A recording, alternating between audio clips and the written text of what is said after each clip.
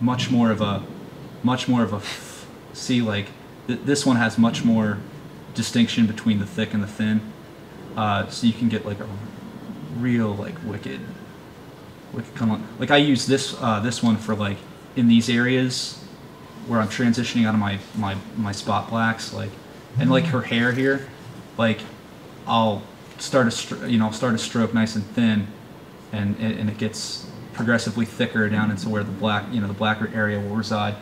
Yeah, it's just a really handy thing to have. And then over here I've got this is the one that I use for most of my mainline art, because it has more control, less flexion. Like that's as hard as I can press, and then that's kind of as thin as I can press. You can turn off the transitions of each, so you can get the in and the out, down if you want like a deader line. But then if you want it back on, you just go and you click it, and it's, and that's, I turned off the in, but I kept the out going. So see, like, you've got this ultimate control.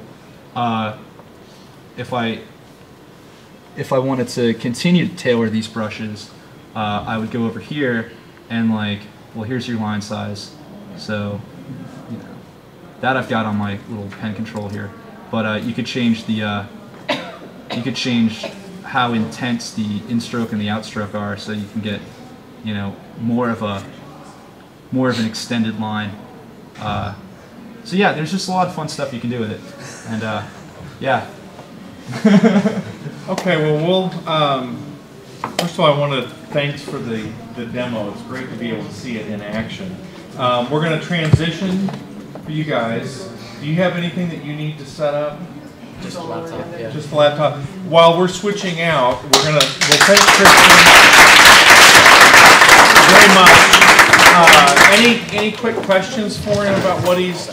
We've got one question. Who decides for the word bullet? I just leave general space for them, and then the letterer puts them in. I always gotta make sure I leave just enough, and I tend to always have to, change things sometimes. Some additional stuff. We've seen the digital side. You can maybe tell us what you think about the other side.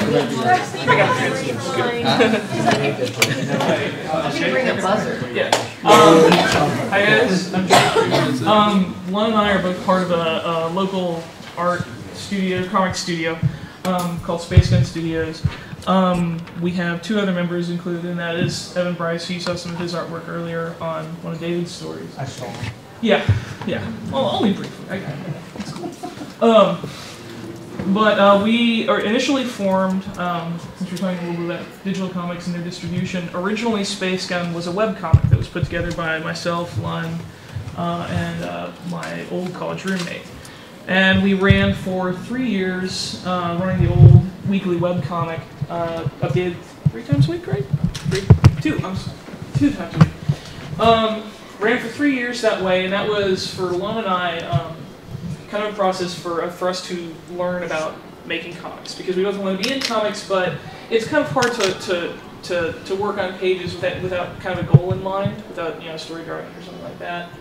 And we wanted to get practice with it and sort of demystify the whole process so that the scary parts of it didn't scare us anymore. This is some of that. Pay no attention to the art; it's grotesque.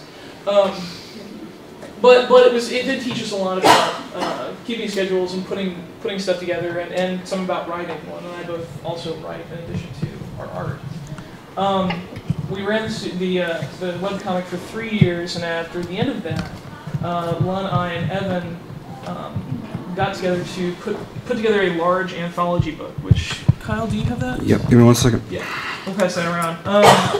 The three of us put together this anthology, the Synesthetic Anthology, which Kyle's going to pass that around so you guys can check this out. It's everyone in our studio plus about another 20 writers and artists from the Dallas local area. When we put that together is when we decided to form the studio proper. We added our fourth member, Matt Morlick, who is in that book as well. It's where we met him. And sort of started from there. We discontinued the weekly webcomic because at that point we were pretty well comfortable with the format of comics and producing them on a regular basis.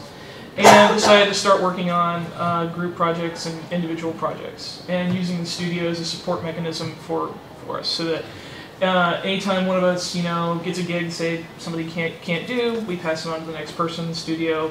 That way work, if it comes in, never leaves the four of us. Somebody gets that work. In fact, I'm going in for an editor to meet with an editor on Monday, just because that kind of situation. So,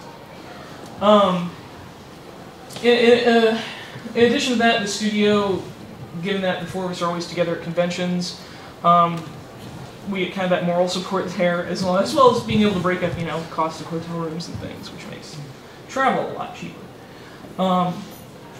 Anyway, so that's kind of the genesis of Space Gun, how we came to be. In specific, the stuff that I do both art and writing, but I'm going to show you some of my art. This first image here is this is completely traditional. And the reason I put this in here is because since we had a lot of stuff up that was going to be digital oriented, I wanted to show something that was completely traditional media, just to give the counterpoint to it. Now, most of my art these days does involve a digital component at some point or another, but having that foundation in traditional mediums informs a lot of what you're going to do later.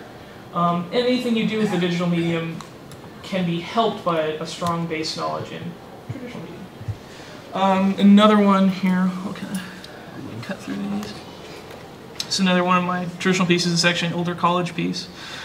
These are all fluid acrylic, and so on and so forth. One of the things I'm really glad Christian mentioned was actually photo referencing. It's kind of the great grand lie among incoming comic book artists, guys who haven't been in the industry and who are wanting to get in. They have this notion typically that artists don't use reference, that they just kind of like spit it all out of their head as though it's completely generated and you didn't have to have any help. And that's just not true sometimes. Christian shows you a lot of photo reference for purposes of perspective and things like that. I'm going to show you one where I used it actually for light and shadow. This is an image I was generating because I knew kind of what my end piece was going to look like. So I went ahead and staged it, digitally cropped together several photos of myself and what I was going to be doing to give a guideline for the light and shadow I wanted to use in the eventual piece.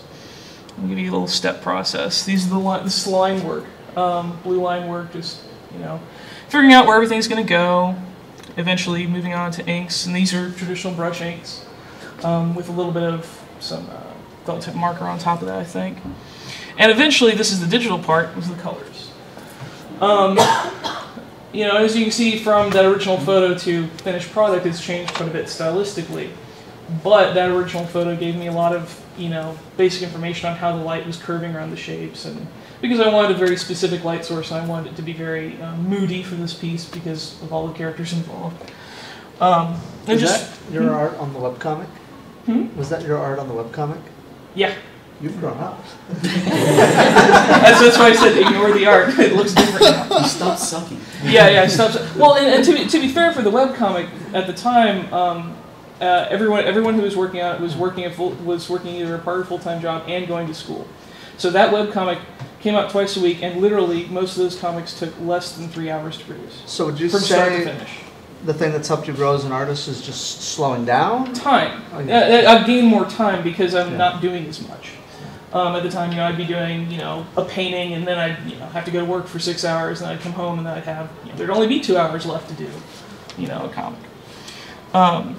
And thankfully, that's something that's continued. I'm getting more time now to sort of progress my work and just spend a lot more on it. To show you just kind of a progression of another piece, from sketch. This is the initial. This is like, I don't know, maybe 12 inches tall. It was just a little quick sketch to kind of get an idea where it was going to go. Working through the pencils, the inks, and again, these are traditional pencils and brush inks, and then finally digital colors. Of